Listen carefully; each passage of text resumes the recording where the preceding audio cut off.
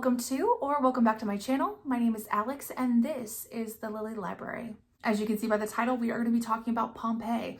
I recently read 3 books about Pompeii, 2 nonfiction and 1 fiction, and that was in anticipation of a traveling museum exhibit that came to my city recently. And that is called Pompeii, the Exhibition, and it is currently at the Cincinnati History Museum Center in Cincinnati, Ohio. So I do have some footage from the museum that I'm going to share at the end of this video, and I'll do a voiceover to give you some context on the artifacts that I showcase.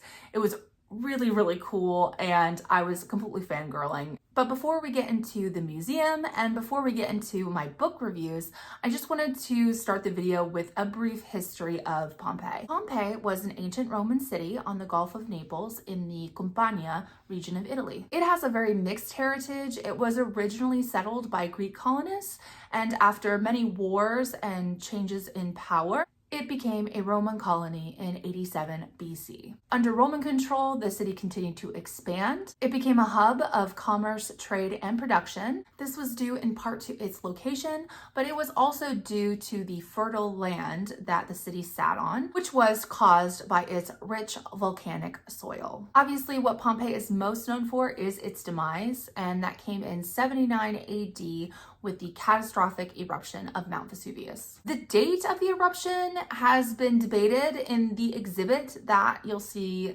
later in the video, they say it was on August 24th. This was primarily due to the testimony that was written by Pliny the Younger, but some archaeologists and historians believe that the date may have been altered throughout history, and the actual date of the eruption is closer to October. Then in 2018, archaeologists found a charcoal inscription that said the 16th day before the calends of November, which led them to believe that it did in fact take place in October. There were also other indicators that it happened later in the year, like autumnal clothing found around the remains of the victims, and also the discovery of autumnal fruits.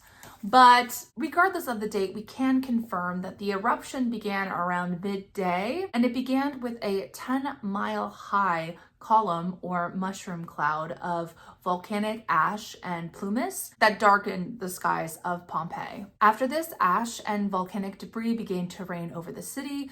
This caused mass casualties and destruction, and the residents of Pompeii just had to decide whether they wanted to flee or try to shelter in place. For those who did decide to shelter in place, if they were able to survive the night, the following morning they would be met with a pyroclastic surge, which is a fluidized mix of rocks, hot gas, and entrapped air. This surge came down the side of Mount Vesuvius at speeds up to or potentially exceeding 100 miles per hour, usually at a temp of 390 degrees to 1300 degrees Fahrenheit. The heat off of this surge would have burned victims, unfortunately, to death immediately. If they were able to survive by the time the surge hit them, they would be asphyxiated by the deadly gas. Ultimately, the city was covered in around 19 feet of volcanic ash and debris and was left abandoned. Over the years, Pompeii has been subject to looting, it has been subject to vandalism, it has been subject to bombing in World War II.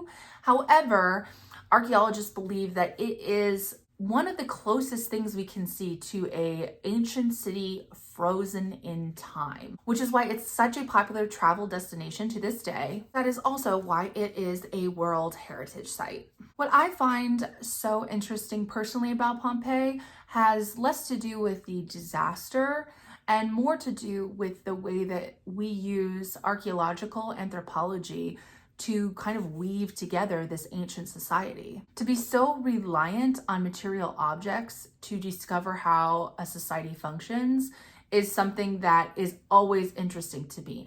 It's like a puzzle, putting so many intricate little things together to see intention and motivation. And that's really what I love about ancient history. It's very reflective in the books that I chose to read, besides maybe the fiction one, because they definitely focus more on the society of Pompeii. The first book that I'm going to talk about is The Fires of Vesuvius, Pompeii Lost and Found by Mary Beard. This has it all. Mary Beard is the chair of classics at Cambridge. And she is a very celebrated historian and educator, and I'm pretty sure she does like TV specials and stuff too in the UK. This is written very academically, but Mary Beard does have kind of like a cute little sense of humor. She likes to sneak in there every now and again, but don't get me wrong, this reads like an academic text. This book breaks down the architecture of Pompeii, politics, street life,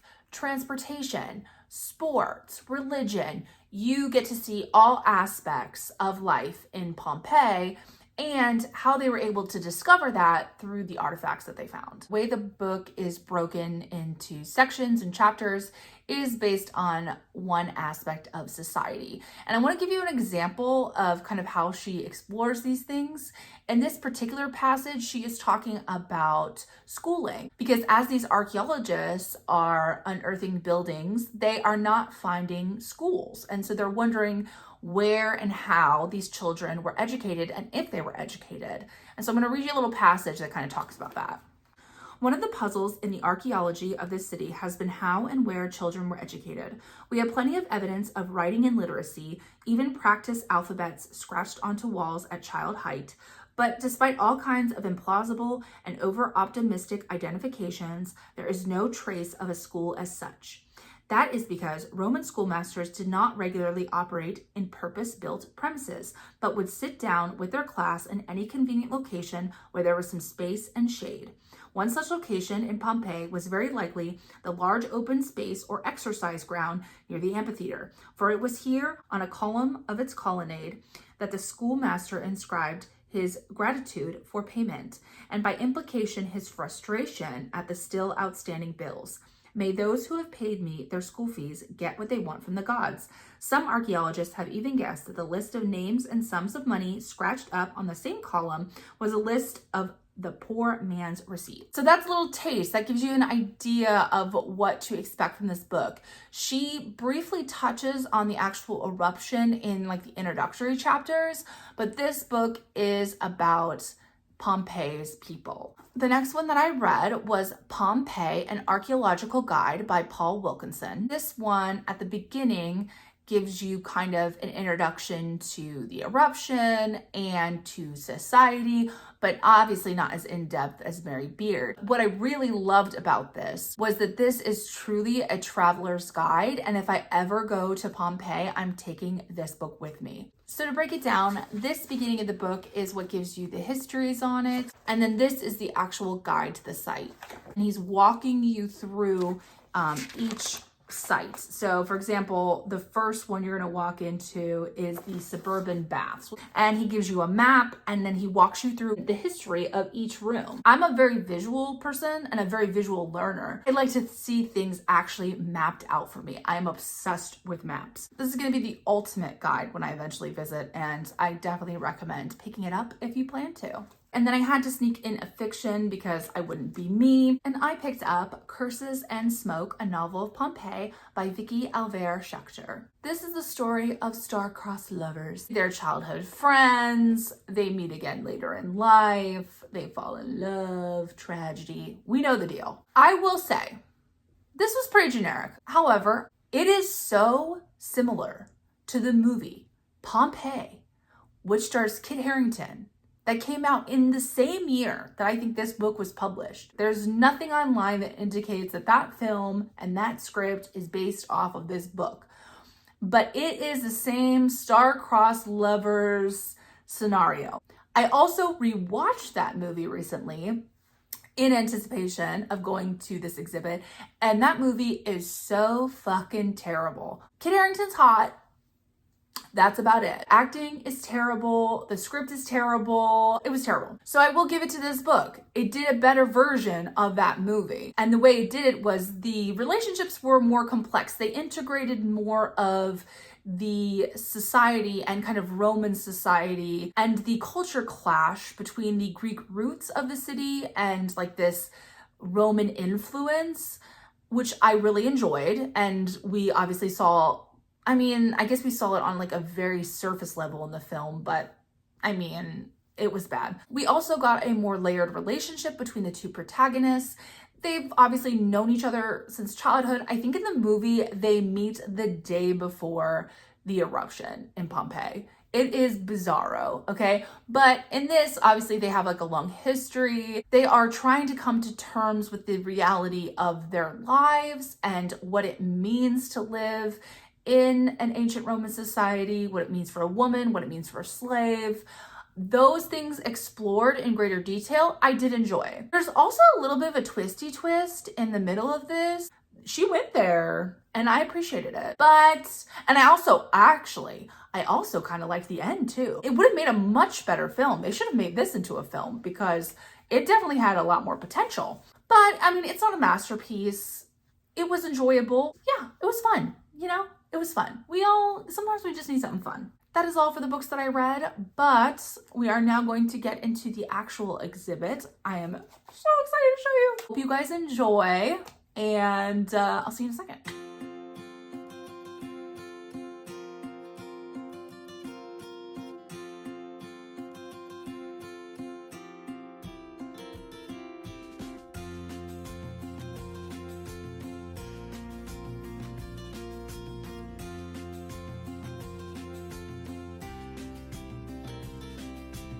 And we have arrived at the Cincinnati History Museum Center.